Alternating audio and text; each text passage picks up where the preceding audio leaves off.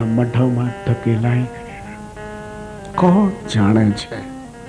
કદાચ તમને કોઈ પૂછે કે તમારા પિતાજીનું નામ શું, તો આપણને યાદ હશે। પછી આગળ વધીને એમ કે દાદાનું નામ શું, તો આપણને યાદ હશે। પછી એના દાદાનું નામ શું, તો આપણને કદાચ બે ચાર પેઢીના વડીલોના નામ આવડશે। પછી એમ કે છે સાતમી પેઢીમાં તમારા દાદાનું નામ શું? જય સ્વામિનારાયણ। એલા સાતમી પેઢીના દાદાનું નામ યાદ નથી। તો આ સૃષ્ટિનું નિર્માણ થયું ત્યાર પછી તો કેટલાય જન્મમાં કેટલાય મા બાપ થઈ ગયા। એક કલાક કાઢો, એક કલાક જીવનમાં આનંદ આવશે તમને। છેલ્લે ટાઈમે એમ લાગશે કે હું જગત જીતીને જાઉં છું। સુતજી બોલે છે કે હે શૌનકાદિક ઋષિઓ, 18મા દિવસની સાંજ હતી। ભીમની ગદાથી જેની જાંઘ તૂટી ગઈ છે આવો દુર્યોધન પડ્યો હતો। મહાભારતના યુદ્ધમાં કૌરવ પક્ષમાં 3 યોદ્ધાઓ બચ્યા, કર્તવરમાં, કૃપાચારી અને અશ્વત્થામા। આ દુર્યોધનને શોધતા શોધતા ત્યાં આવ્યા છે। દુર્યોધનની આ ભાંગલ હાલત જ્યારે જોઈ છે ત્યારે અશ્વત્થામા ખૂબ રીડ્યો છે। અને એ ટાઈમે અશ્વત્થામા એમ કહે છે યથા મૃધે કૌરવ સંજયા નામ, યથા મૃધે કૌરવ સંજયા નામ, યથા મૃધે કૌરવ સંજયા નામ, યથા મૃધે કૌરવ સંજયા નામ। વીરશ્વથો વીર ગતિમ ગતેશો, વીરશ્વથો વીર ગતિમ ગતેશો, વીરશ્વથો વીર ગતિમ ગતેશો, વીરશ્વથો વીર ગતિમ ગતેશો। વૃકોદરા વિદ્ધ ગદાભિમર્શ, વૃકોદરા વિદ્ધ ગદાભિમર્શ, વૃકોદરા વિદ્ધ ગદાભિમર્શ, વૃકોદરા વિદ્ધ ગદાભિમર્શ। ભગ્નોરુદંડે ધૃતરાષ્ટ્રપુત્રે, ભગ્નોરુદંડે ધૃતરાષ્ટ્રપુત્રે, ભગ્નોરુદંડે ધૃતરાષ્ટ્રપુત્રે, ભગ્નોરુદંડે ધૃતરાષ્ટ્રપુત્રે। વૃકોદરા વિદ્ધ ગદાભિમર્શ, ભગ્નોરુદંડે ધૃતરાષ્ટ્રપુત્રે। અશ્વત્થામાના શબ્દો નીકળે છે કે ભીમની ગદાથી જાંઘ તૂટી ગઈ પણ માણસની આશા ન તૂટી। માણસ તૂટી ગયો, માણસની આશા ન તૂટી। અશ્વત્થામા ખૂબ રડ્યો। એ ટાઈમે દુર્યોધન એમ કહે છે મિત્ર રડવાનો સમય નથી। પાંડવ એમ માને છે કે અમારો વિજય થઈ ગયો અને યુદ્ધની સમાપ્તિ થઈ છે। યુદ્ધની સમાપ્તિ હજી થઈ નથી। જ્યાં સુધી દુર્યોધનના શરીરમાં પ્રાણ છે ત્યાં સુધી યુદ્ધનો વિરામ નથી। પોતાનું જ બ્લડ લઈ અશ્વત્થાના કપાળમાં સર સેનાપતિ પદનું તિલક કરીને એમ કહે છે મિત્ર, મિત્રપણાનું ઋણ જો ચૂકવવા માંગતો હો તો બની શકે તો 5 પાંડવના માથા લાવીને મારી સામે ધરી દે, અને 5 ના લાવી ન શકે તો એક ભીમનું લાવીને મને આપ। એ માથાની અંજલિ લઈ આ શરીરમાંથી હું છૂટો થઈને ચાલ્યો છું। દુર્યોધન ભૂલી ન શક્યો તો પરિણામ કેવું ખરાબ આવ્યું। નહીં તો પોતાના ભાઈઓ જ હતા ને। રાજ પાંડુ મહારાજનું હતું। કદાચ પાંડવોને અડધું રાજ્ય આપે તો એના બાપનો હિસ્સો હતો। પાંડવોને જો ભૂલી શક્યો હોત, વૈરને થોડુંક જો પી શક્યો હોત તો દુર્યોધનની આ સ્થિતિ ન હોત। એટલે ભાગવતે આપણને સૂત્ર લખાયું આ કથામાંથી કે ભૂલતા શીખો, તમારો સંસાર સુખી બનશે। તમને છેલ્લે ટાઈમે કોઈ દુશ્મન નહીં હોય। આખું ગામ તમારી પાછળ આંસુ પાડશે કે આ ભાઈ ગયો, એનું આજ ગામને દુઃખ થશે. નહીં તો સગાવાલા હશે ને એ લોકો દાંત ભીંતા હશે, કેદું નો નડતો હતો, મોટો હતો ને બધું દબ્બીને બેહી ગયો હતો. એ તો સારું છે, રડવાનો રિવાજ આપણા વડીલોએ માથે ઓઢીને કર્યો. જો કે હવે તો બધું ગયું, નહીં તો એશન્ટન ટાઈમમાં, પ્રાચીન કાળમાં જ્યારે માણસ મરી જાય પછી ઓલા નનામી ઉપાડી બધાય માથે ફાળિયા ઉઠે અને હો હો એમ રડતા રડતા જાય. બેનોય માથે સાડીના છેડાના ગુમઠા કાઢે અને એ પાછળ રડતી રડતી જાય. સરસ રિવાજ કોઈ કે ગોત્યો, આબરૂ સચવાય. જેટલા શમશાન યાત્રામાં જાય છે એની આબરૂ સચવાય. પણ અધવચ્ચે જો ઊભા રાખીને એક એકને ઘૂમટા કઢાવો તો બહુ નજીકની બેન હોય ને એ રડતી હોય, બાકીની તો વિચારતી ગયું ગામનું નડતર. લોકો ખુશ થતા હોય, ખારું થયું, ગામમાં કેદુનો નડતો હતો આજ ગયો, ઘરમાંથી ગયું ખોખું અને ઘર થઈ ગયું હવે ચોખ્ખું. जीवन एवं जीविए, जब आए तुम जगत में जग हसे तुम रोई, ऐसी करनी कर चलो कि तुम हसे जग रोई. अपनी पाछळ माणसने रडવું આવે, ઘણાને રડવું આવે પણ દાબીને બધાયનું મરી ગયા હોય, કોઈના ઉછીના ને કોઈના ઉધાર ને કોઈના માગ્યા આ લઈને દાબીને પછી મરે તો લોકો રડે જ ને વાહે. પછી અશ્વત્થામાં આ છે એમ કહી રહ્યો છે દુર્યોધન, વૃકોદરા વિદ્ધ ગદા વિમર્શ ભગ્નોરુ દંડે ધૃતરાષ્ટ્ર પુત્રે. થોડુંક જો દુર્યોધન ભૂલી શક્યો હોત, બીજાનું નહીં પણ પોતાના ભાઈઓનું જ ભૂલી શક્યો હોત તો આ પરિણામ ન હોત. અશ્વત્થામાની પાસે માગણી કરી છે કે બની શકે તો પાંચેના નહીં તો ભીમનું એક માથું લાવી આપ. અને એ ટાઈમે અશ્વત્થામાએ આશ્વાસન આપ્યું કે બનશે તો પાંચેના લાવીશ, નહીં તો ભીમનું તો ચોક્કસ માથું લાવીશ. આ કથા આપણને એમ કહેવા માંગે છે કે પ્રતિશોધનમાં કોઈ દિન નીકળશો નહીં. પ્રતિશોધ સારી નથી, પ્રતિશોધમાં નહીં નીકળો. પ્રતિશોધ એક અગ્નિની જ્વાળા છે. સંભવ છે પ્રતિશોધમાં તમે નીકળતા તમે સ્વયં જલી જશો. અશ્વત્થામાં પ્રતિશોધમાં નીકળ્યો. નક્કી કર્યું છે કે રાત્રિના 12 વાગે છાવણીમાં જવું અને ઊંઘતા પાંડવના માથા કાપી કાઢવા.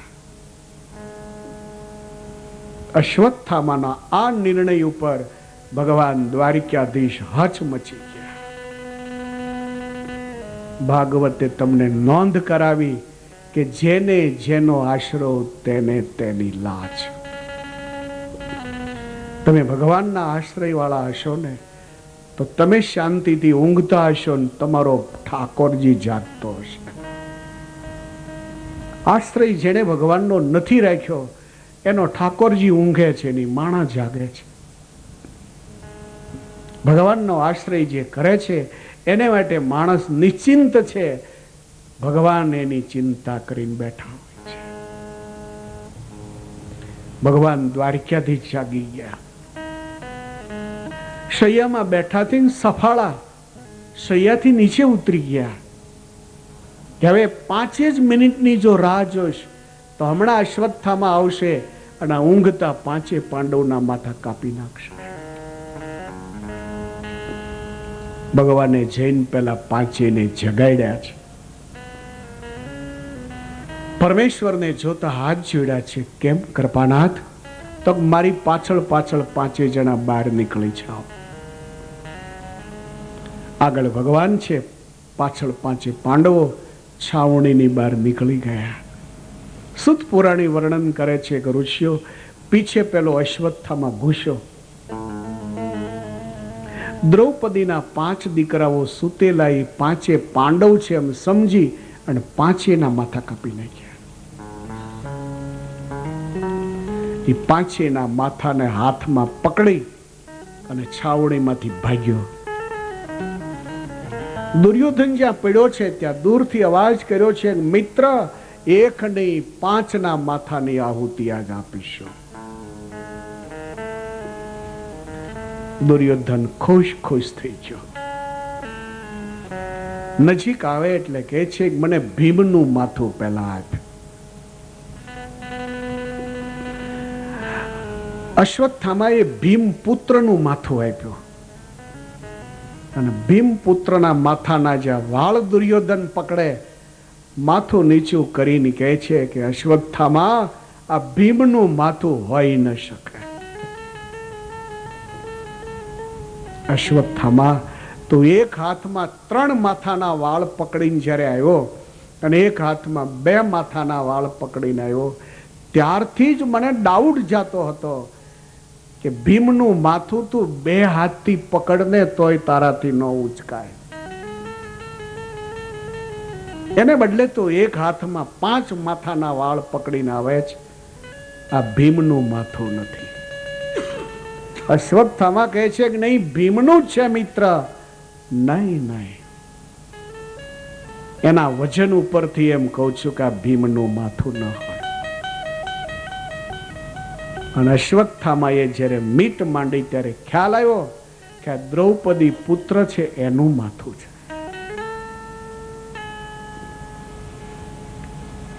નિર્દોષ 5 બાળકના માથા કાપવાથી દુર્યોધન હતાશ બન્યો કે મારે તો ભીમ પાંડવના માથા જોતા હતા, આના માથાને શું કરવા મારે?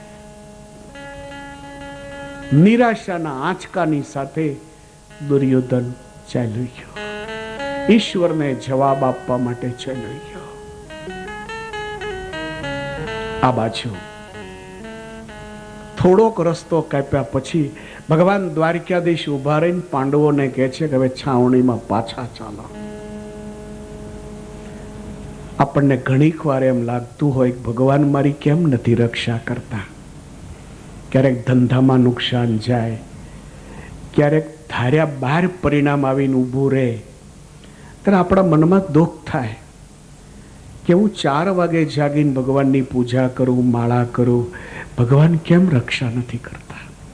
આપ યાદ રાખજો, ભગવાન રક્ષા ચોક્કસ કરે છે, પણ રક્ષા કર્યા પછી ભગવાનનો કહેવાનો સ્વભાવ નથી ને, એટલે આપણને ખ્યાલ નથી આવતો કે ભગવાને કેટલી રક્ષા કરી છે. હમણાં જ પાંડવ પ્રશ્નમાં ભગવાન કહેશે, પાંડવો જ્યારે છાવણીમાં આવ્યા ત્યાં તો છાવણીમાં રોકકળ ચાલે. દ્રૌપદી ઊભા થઈને પછડાય, એક બાજુ સુભદ્રાજી હાથ પકડે છે, એક બાજુ કુંતાજી હાથ પકડે, તોય દ્રૌપદી હૈયા ફાટ રડે. દ્રૌપદીના રડવાના અવાજથી યુધિષ્ઠિર ચોંક્યા. અર્જુનને કહે છે કે અર્જુન, આ સતીનો અવાજ નહીં? યા તો સતી રડે છે કેમ? અર્જુન કહે છે મુझे નહીં ખબર. ભગવાનની સામે જોયું, પ્રભુ આ દ્રૌપદીજી આટલા બધા કેમ રડે છે? દ્રૌપદીનું પાત્ર ભાગવત ઉઠાવશે અને એનાથી એમ ધ્યાન દોરશે કે બહેનોનું પાત્ર કેવું હોય છે. પત્ની કોને શબ્દ લાગુ પાડી શકાય છે? સિંદૂર પૂર્યા પછી એની જવાબદારી શું ઊભી થાય છે? ગળામાં મંગળસૂત્ર પહેર્યા પછી એની કઈ ફરજ ઊભી થાય છે એ ભાગવત આગળ કહેશે. અત્યારે તો ભાગવતજી એ જ શીખવાડવા માંગે છે કે જીવનમાં ભૂલતા શીખો. ભૂલતા શીખશો ને જીવન નિરોગી બની જશે, તમારો સંસાર નિરોગી બનશે. તમારા જીવનમાં દુઃખ દુઃખ નહીં રહે, એ સુખમાં ફેરવાઈ જાય.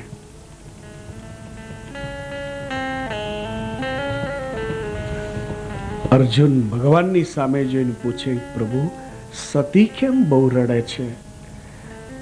ભગવાન કહે છે ત્યાં જઈને આપણે જ પૂરો પરિચય મેળવીએ. છાવણીમાં ઘૂસ્યા,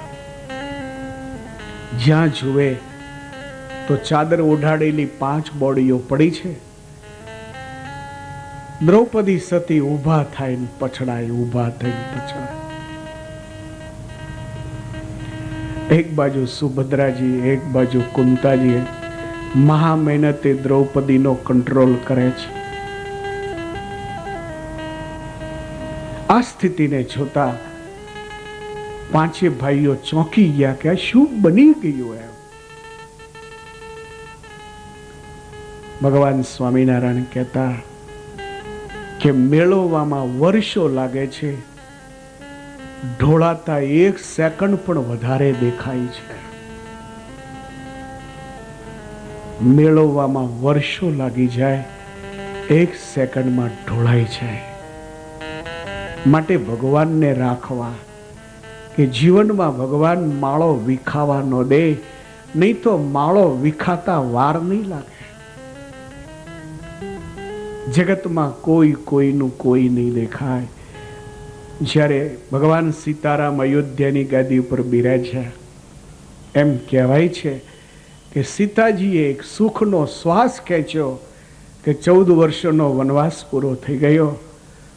રાવણને ત્યાં કારાવાસમાં હું જે રહેતી હતી એ કારાવાસ પૂરો થઈ ગયો.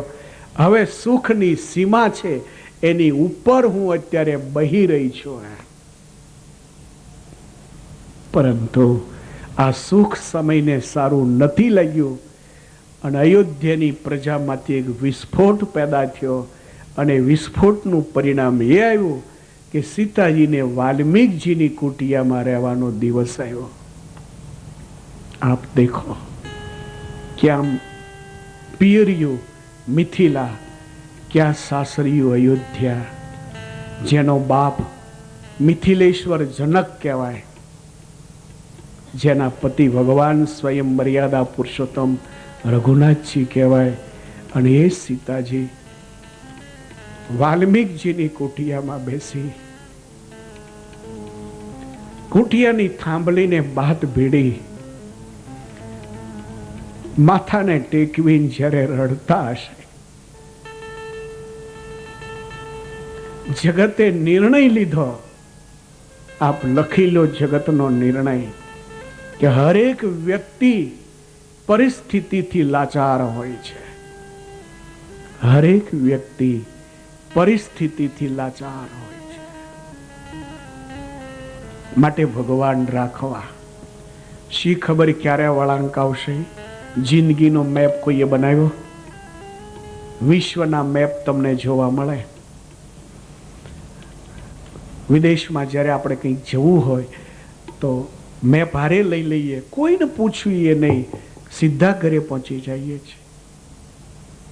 વિશ્વનો મેપ દેખાય છે. જિંદગીનો કોઈ મેપ ખરો કે 50 વર્ષે આમ થશે, 60 વર્ષે વાઈફ ભગવાનને પ્યારી થઈ જશે, 70 વર્ષે તમારે છોકરાને બોલવા વ્યવહાર નહીં રહે? કોઈ મેપ ખરો? જો મેપ હોય તો નિશ્ચિંતતાથી આગળ વધી શકાય. શી ખબર દેખાતું દ્રશ્ય ક્યારે ચેન્જ થઈ જાય.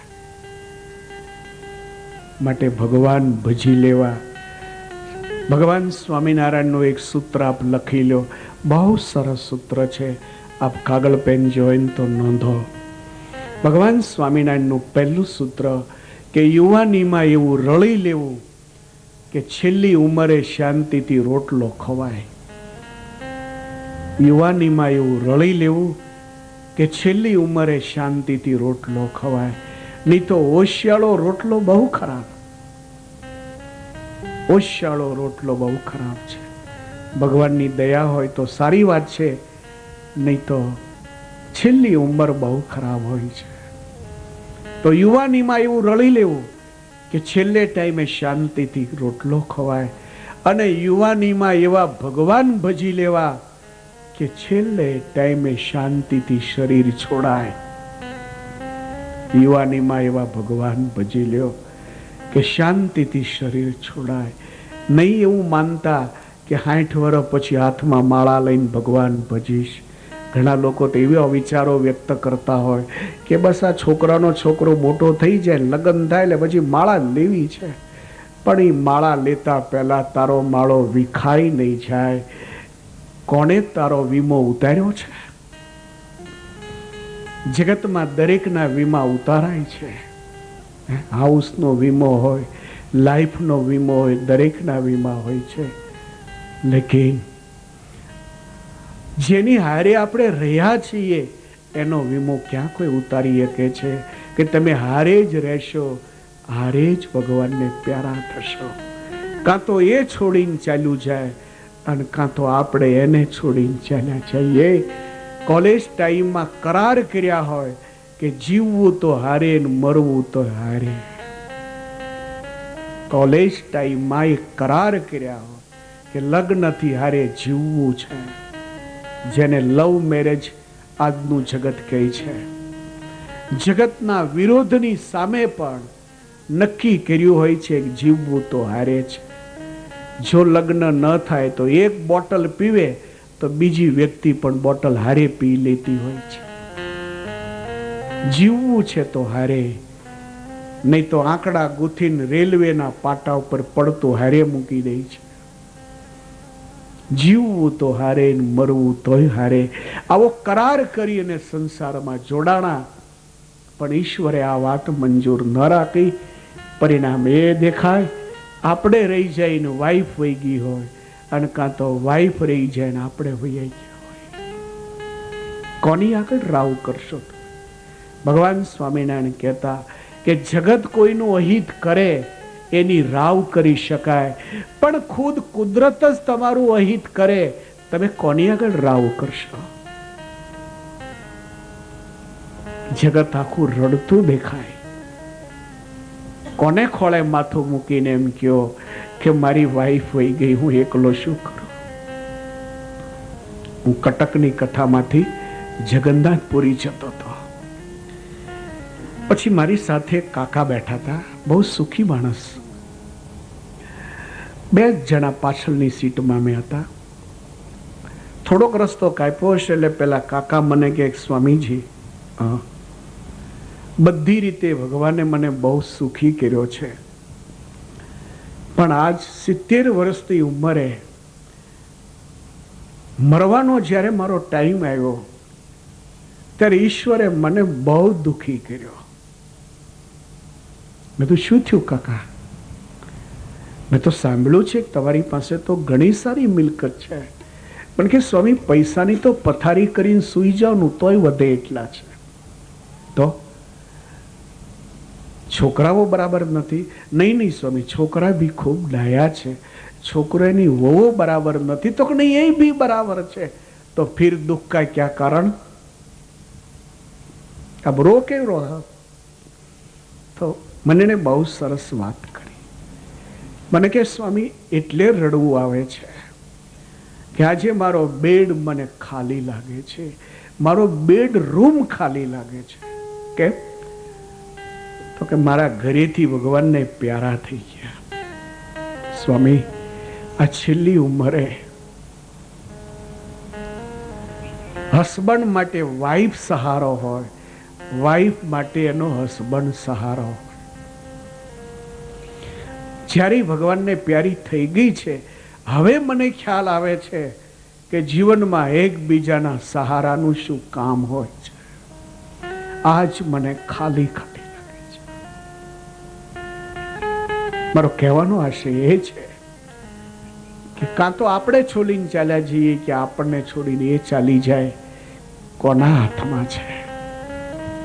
માટે સમય જ્યાં સુધી નજીક નથી ત્યાં સુધી ભગવાન ભજવા. 1 કલાક કાઢવી. તમે 1 કલાકનો ટાઈમ અત્યારે બગાડશો ને, કદાચ એને માટે તમારે 15 મિનિટ વહેલું જાગવું પડશે. 15 મિનિટ ઊંઘ બગડશે આપણી, પણ જિંદગીની ઊંઘ સુધરી જાય. જો 15 મિનિટની ઊંઘ નહીં બગાડીએ ને તો આખી જિંદગીની ઊંઘ બગડી જાય. સંતો જેને આગળ પાછળ કોઈ રોનાર નથી, જેની આગળ પાછળ કોઈ રાંડનાર નથી, એ સંતો બી વહેલા જાગી ભગવાનનું ભજન કીર્તન કરે છે. તો તમારા નાવમાં તો તમે કેટલાને બેહાર્યા છે? મા બાપ બેઠા છે, દીકરાઓ બેઠા છે, દીકરીઓ બેઠી છે, જમાઈ બેઠા છે, તમારા નાવમાં કેટલા બેઠા છે? અને હવે તમે સાવ બેદરકારી રાખશો, એ નાવ વચ્ચે ડૂબી જાય. માટે ભગવાનને સાથે રાખો, એનું ભજન કીર્તન કરો. બહુ સાચી સલાહ ભાગવતની છે.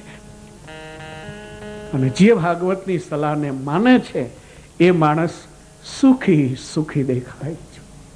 અને જેણે ભાગવતજીની સલાહ નથી માની એ લૂંટાઈ ગયેલો છે. લૂંટાઈ. ગુણાતીતાનંદ સ્વામી કહેતા કે જેણે ભગવાન ભજ્યા એ જગત જીતી ગયો છે, અને જેણે ભગવાન નથી ભજ્યા એ તો હપૂચો લૂંટાઈ ગયો છે. એ બેકાર થઈ ગયો, એ દયનીય બની ગયો,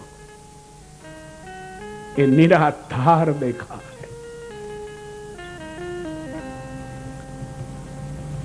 અર્જુન ભગવાન દ્વારકેશને કહે છે, પ્રભુ આ શું જોઈ રહ્યો છું? હવે અર્જુનને પૂરેપૂરો ખ્યાલ આવ્યો. અને ખ્યાલ આવતાની સાથે જ ગાંડીવની ઉપર હાથ મૂક્યો અર્જુને.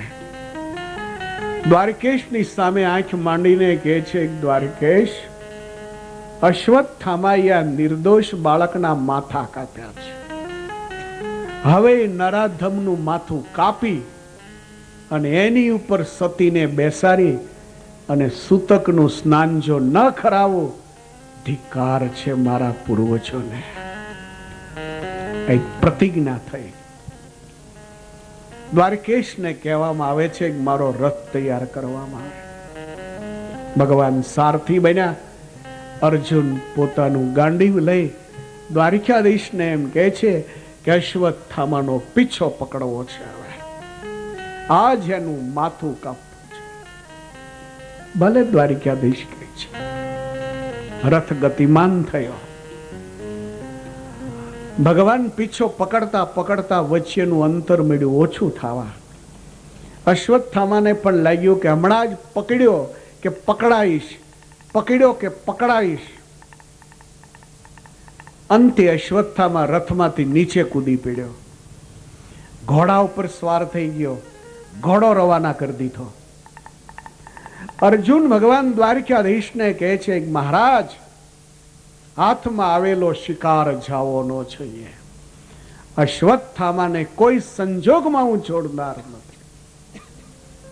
માટે તેજીથી ઘોડા ચલાવવામાં આવે. અને ભગવાન દ્વારકાધીશે ઘોડાની લગામો ખેંચી પૂરપાટ રથ અશ્વત્થામાનો પીછો કરીને મળ્યો ભાગવા. ધીરે ધીરે અંતર મળ્યું ઓછું થવા. અશ્વત્થામાને લાગ્યું કે હમણાં જ પકડાઈશું, અને જો પકડાણો તો અર્જુનના પંજામાંથી હું જીવતો છૂટીશ નહીં. હવે તો અંતર ઘટતા ઘટતા ઘટતા ઘટતા પકડ્યો કે પકડાશે, પકડ્યો કે પકડાશે, આવી ઇંતેજારી જ્યારે શરૂ થઈ એ ટાઈમે અશ્વત્થામાએ પાછું વાળું જોયું. પાછું વાળો જોતાની સાથે એને ખ્યાલ આવી ગયો કે હવે મારે અને અર્જુનને બહુ જાજુ અંતર નથી રહ્યું. યદા શરણમ આત્માનમ અક્ષત શ્રાંતવાજીનમ. અશ્વત્થામાએ ઘોડાની બે લગામો ખેંચી, પણ ઘોડો હાફી ગયો છે. યદા શરણમ આત્માનમ અક્ષત શ્રાંતવાજીનમ. વાજીને એટલે ઘોડો. અશ્વત્થામા જે ઘોડા ઉપર બેઠેલો એ ઘોડો પણ પરસેવાથી રેબ જેમ થઈ ગયેલો. ઘોડાના મોઢામાં ક્યાં ફીણ સમાતા નથી. અશ્વત્થામાને લાગ્યું કે હવે ઘોડો વધારે દોડી શકે એમ નથી. પીછે અર્જુનનો બરાબર મારો ચાલી રહ્યો છે. યદા શરણમ આત્માનમ અક્ષત શ્રાંતવાજીનમ અસ્ત્રમ બ્રહ્મશિરો મેના. અસ્ત્રમ બ્રહ્મશિરો મેના. અશ્વત્થામાને એમ લાગ્યું કે હવે બચવાનો કોઈ રસ્તો નથી. યદા શરણમ આત્માનમ અક્ષત શાંતવાજીનમ અશરણમ. જ્યારે કોઈ શરણ ન દેખાણો ત્યારે નિર્ણય લીધો બ્રહ્માસ્ત્રનો પ્રયોગ કરો. યદા શરણમ આત્માનમ અક્ષત શ્રાંતવાજીનમ અસ્ત્રમ બ્રહ્મશિરો મેન. હાથમાં બ્રહ્માસ્ત્રનું આહ્વાન જ્યાં કરે ત્યાં બ્રહ્માસ્ત્રમાંથી અગ્નિની જ્વાળાઓ મળી ફાટવા. ચારે બાજુ જ્વાળા ફાટી નીકળી. અશ્વત્થામાએ પહેલા બ્રહ્માસ્ત્રનો પ્રયોગ કર્યો છે અને બ્રહ્માસ્ત્રનો પ્રયોગ થતા આખું આકાશ અગ્નિથી છવાઈ ગયું. આકાશમાંથી અગ્નિ બીડો નીચે વરવા. જે પહાડોની ઉપર અગ્નિ પ્રસરે પહાડોના પથ્થરો રસમય મીડા થવા. દ્વારકાધીશે ઘોડાની લગામો ખેંચી રથ ઉભો રહી ગયો. અર્જુન સફાળા દ્વારકાધીશને કહે છે, કૃષ્ણ કૃષ્ણ મહાભાગ ભક્તા નામ ભયમ ખોરો. કૃષ્ણ કૃષ્ણ મહાભાગ ભક્તા નામ ભયમ ખોરો. ત્વમેકો દહ્ય માના નામ મ પવર ગોસી સંસ્કૃતે. ત્વમેકો દહ્ય માના નામ મ પવર ગોસી સંસ્કૃતે. ત્વમેકો દહ્ય માના નામ પવર ગોસી સંસ્કૃતે. કૃષ્ણ કૃષ્ણ મહાભાગ ભક્તા નામ ભયમ ખુરો. કૃષ્ણ કૃષ્ણ મહાભાગ ભક્તા નામ ભયમ ખુરો. ત્વમેકો દહ્ય માના નામ પવર ગોસી સંસ્કૃતે. ત્વમેકો દહ્ય માના નામ પવર ગોસી સંસ્કૃતે. હાય મા પવર ગોસી संस्कृते पवर समय हो चुका है. सारा आकाश जल रहा है, पृथ्वी भी जल रही है. भगवान द्वारकेश बोले छे, पार्थ अश्वत्थामाए ब्रह्मास्त्रનો પ્રયોગ કર્યો. અર્જુન ચોંકી ગયા કે બ્રહ્માસ્ત્રનો પ્રયોગ કરી શકાય નહીં. ભગવાન કહે છે, પણ અર્જુન, ધર્મ અને નિયમ તો ધર્મ ચુસ્ત વ્યક્તિને બંધન કરે. ધર્મ ભ્રષ્ટ વ્યક્તિને નિયમ અને નીતિ બંધન ન કરે. આ માણસે પ્રયોગ નહીં કરવો જોઈએ, છતાં બ્રહ્માસ્ત્રનો પ્રયોગ કર્યો. તો પ્રભુ अब क्या होगा? अर्जुन, पृथ्वी का विनाश होगा. यही तो ब्रह्मास्त्र है. અર્જુન કહે છે, પણ પ્રભુ, આ બ્રહ્માસ્ત્રના પ્રયોગથી તો અમે પાંચે પાંડવ भी खलास થઈ જશો. યા અર્જુન, यही तो ब्रह्मास्त्र है, ये सर्वोत्तम अस्त्र है. तो प्रभु बताइए अब क्या किया जाए बचने के लिए? अर्जुन, बचने के लिए एक ही रास्ता है कि ब्रह्मास्त्र के सामने ब्रह्मास्त्र का प्रयोग किया जाए. પણ પ્રભુ, બ્રહ્માસ્ત્રની સામે બ્રહ્માસ્ત્રનો પ્રયોગ શક્ય નથી. અર્જુન, બચવા માટે આ સિવાય બીજો રસ્તો પણ નથી. અર્જુને જમણો હાથ લંબાયો. બ્રહ્માસ્ત્રનો જ્યાં મંત્ર આવાજ કરે ત્યાં બ્રહ્માસ્ત્ર હાથમાં આવ્યું અને લઈને બ્રહ્માસ્ત્રની સામે અર્જુને બ્રહ્માસ્ત્રનો પ્રયોગ કર્યો. વિશ્વનો ઇતિહાસ એમ કહે છે કે જગતમાં બે બ્રહ્માસ્ત્ર પહેલા વહેલા જોવા મળે છે. એક બ્રહ્માસ્ત્રનો અગ્નિ સહન ન થાય, આજ બે બ્રહ્માસ્ત્ર અવકાશમાં, અને બંને બ્રહ્માસ્ત્રમાંથી જે અગ્નિ ઝરવા મળ્યો, આખું બ્રહ્માંડ મળ્યું સળગવા. એ ટાઈમે અર્જુન બોલે છે, એ શબ્દો ભાગવત બહુ સરસ લખે છે. કૃષ્ણ કૃષ્ણ મહાભાગ ભક્તાનામ ભયમ ખુરો. અર્જુન એમ કહે છે, મહારાજ, અમારા બે જણાને ગુનાને કારણે જગતનો નાશ ન થવો છે. દોષિત હું ને અશ્વત્થામા છે. અમારા બે જણાના કજિયામાં જગત નાશ થઈ રહ્યો છે. ભગવાન કહે છે કે અર્જુન, કોઈ રસ્તો નથી. સપ્તર્ષિઓ આકાશ માર્ગે આવ્યા છે. અર્જુનને કહે છે કે અર્જુન, પાર્થ, બ્રહ્માસ્ત્રને પાછું હટાવો, નહીં તો જગતનો વિનાશ થઈ જશે. એક સેકન્ડની વાર નહીં લાગે. અશ્વત્થામાને કહે છે કે નરાધમ, તારા બ્રહ્માસ્ત્રને પાછું હટાવ. સપ્તર્ષિઓના આદેશથી અર્જુને પોતાનું બ્રહ્માસ્ત્ર હતું એ પાછું લઈ લીધું છે. અશ્વત્થામાને ઋષિઓ કહે છે કે ઉઠાવ પાછું તારું બ્રહ્માસ્ત્ર. પણ અશ્વત્થામાને પ્રયોગ ફેંકવાનો જ આવડતો હતો. ફેંક્યા પછી બ્રહ્માસ્ત્ર પાછું કેમ વાળવું એ પ્રયોગને તો જાણતો નહોતો. અને એ ટાઈમે અશ્વત્થામાએ પેલું જે બ્રહ્માસ્ત્ર હતું એ બ્રહ્માસ્ત્રને પાછું ખેંચવાનો પ્રયોગ જાણતો નહોતો, જેને કારણે એ બ્રહ્માસ્ત્રને ઉત્તરાના ગર્ભને નાશ કરવા માટે એને પ્રેર્યો.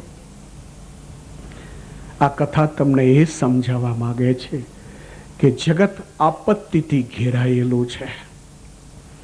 આ પાંડવનો વિજય થઈ ગયો હતો, છતાં કેવી ભયંકર આપત્તિ આવી. જગત આપત્તિથી ઘેરાયેલું છે, માટે પ્રત્યેક કદમમાં પરમેશ્વરને હારે રાખજો. ભગવાન કોઈને કોઈ રસ્તો કાઢશે. પેલું બ્રહ્માસ્ત્ર ઉત્તરાના ગર્ભ તરફ જ્યારે આગળ વધ્યો તો ભાગવતજી બોલે છે કે હે શૌનકાદિક ઋષિઓ, સ્વયં ભગવાન લીલા પુરુષોત્તમ નારાયણ ઉત્તરાના ઉદરમાં ઘૂસ્યા. દેવકીના ઉદરમાં પ્રવેશ કરતો પરમેશ્વર ઉત્તરાના ગર્ભની અંદર ઘૂસ્યો. અને પેલા બ્રહ્માસ્ત્રને પોતાના સુદર્શન ચક્રથી પેલા ગર્ભને કોઈ નુકસાન થવા નથી. દેખીએ એ કૃપા. નહીં તો પાંડવોએ દ્વારકાધીશને હું હોપારો આપ્યો, વાત કરો. પાંડવોએ દ્વારકાધીશને હું આપ્યું હતું? દ્વારકાધીશને તો સોનાની રાજધાની હતી. 16,008 રાણીઓ સેવા કરનારી હતી.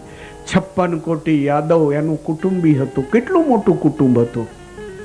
એ જમાનામાં દ્વારકાનું કોઈ નામ લેવા તૈયાર નહીં. લીધું તો મરી ગયો. આવી તાકાત હતી. પાંડવ પાસે કાંઈ નહોતું, રાજ્ય નહોતું ને. પાંડવ પાસે રાજ્ય નહોતું. 5 જણાએ નાની ઉંમરમાં બાપ ગુમાવ્યો હતો. માથાના વાળ જેટલા તો દુશ્મનો હતા માથે. પોતાના ભાઈઓ દુશ્મનો હતા. કેવળ ભગવાનનો આશ્રય બસ. આ કથા એમ કહેવા માંગે છે કે ભગવાન નહીં જોવે કે તું કેવા પૈસા વાળો છો, ભગવાન જોશે કે કેવા પ્રેમ વાળો છો. પૈસાને તો આપણી આંખ જોયા કરે. લાંબો કોટ પહેર્યો હોય, સફારી પહેરી હોય, સોનાની વીંટીઓ 1-2 આંગળીઓમાં હોય, એટલે આપણે તરત એમ કે આવો આવો આવો બેહો. તમારાથી અમારી શોભા વધે છે. આપણી આંખ પૈસા પ્રધાન છે, ભગવાનની આંખ પ્રેમ પ્રધાન છે. એ નહીં જોવે કે આનો લહેંગો ફાટેલો છે, એક સફારી પહેરી છે. ભગવાન માટે સફારી વાળો હોય, ફાટલ લહેંગા વાળો હોય, उसमें कोई भी फर्क नहीं. અને જો ફરક હોત તો ફાટી ગયેલી પોતડી વાળા સુદામા ઉપર ભગવાન રાજી ન હોત.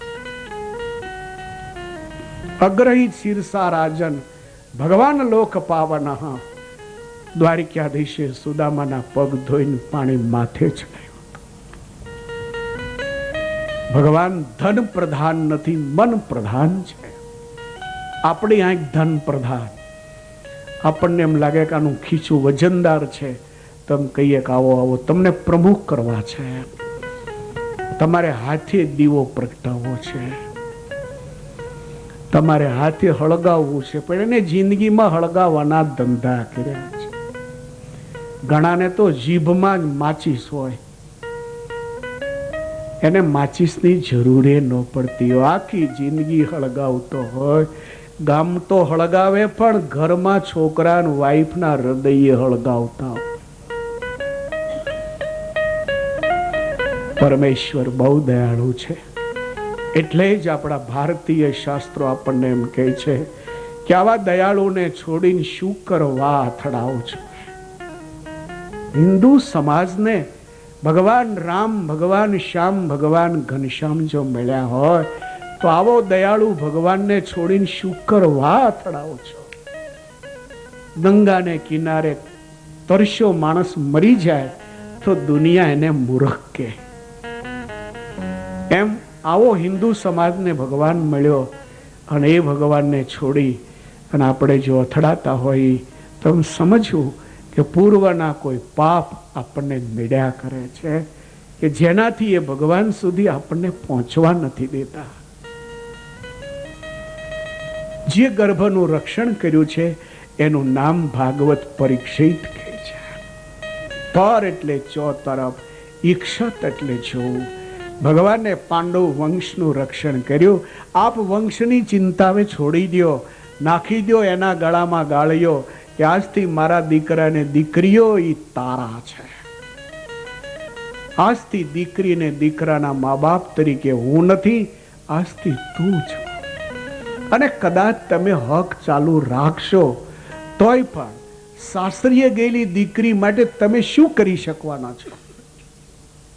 છે કોઈની પાસે જવાબ? સાસરીએ ગયેલી દીકરી અને એ જ્યારે હેરાન થાય, કયા બાપની તાકાત છે કે એની હેરાન ગતિ બાપ ઓછી બહુ કરી શકે? એમ કે છૂટાછેડા લઈને ઘરે વૈયા, પણ છૂટાછેડા લઈને ઘરે આવવાથી શું સુખી થવાય? ઓર વળાંક આવશે જિંદગીમાં. તમે કેટલા વર્ષ જીવશો?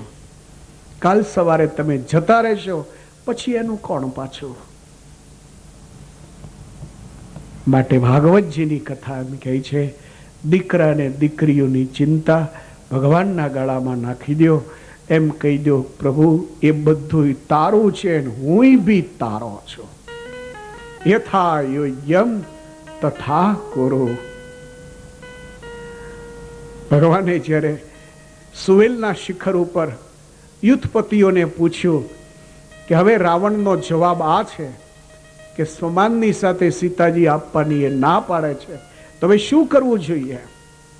અને એ વખતે 18 પદ્મ વાંદર દળમાંથી હનુમાનજી મહારાજ બેઠા થયા અને ભગવાન રઘુનાથજીના ચરણમાં મસ્તક મૂકીને એમ કહે છે, યથા યોગ્યમ તથા કુરુ. જે રીતે દરેકનું હિત સમાયેલું હોય એવો નિર્ણય આપ લીજીએ. જેમાં લંકાનું અને અયોધ્યાનું હિત સમાતું હોય એવો નિર્ણય આપ લીજીએ. તો યથા યોગ્યમ તથા કુરુ. ભગવાનને એમ કહેવું કે તને જેમ ઠીક લાગે એમ કર, તારો છું. અંતે પરીક્ષિતજીનું રક્ષણ કર્યું છે. પરમેશ્વર દ્વારકા ગયા છે. સમય પછી સમય જતા પરીક્ષિતને રાજકારભાર સોંપવામાં આવ્યો છે. પાંડવો બદ્રિકાશ્રમ આવ્યા છે, જ્યાં ઈશ્વર ચરણમાં મન લગાડી 5 પાંડવો ભગવાનને પ્યારા થયા છે. પરીક્ષિતજીના હાથમાં શાસન આવ્યું. એક દિવસ મૃગયા રમવા જતા શમિક મુનિનો અપરાધ થયો. જે અપરાધને કારણે પુત્રને રાજકારભાર સોંપી પરીક્ષિત ગંગાજીને કિનારે આવ્યા છે, જ્યાં ભગવાન સુખદેવજી પધાર્યા છે. અને સુખદેવજી મહારાજ भागवत कथा परीक्षित जी ने कैसे पर 2 पहर के बाद अभी घड़ी की सुई ठीक अपने स्थान पर पहुंच चुकी है। इसलिए प्रथम स्कंदनी समाप्ति और साथ साथ कथा का विराम। स्वामी नारायण स्वामी नारायण स्वामी नारायण स्वामी नारायण।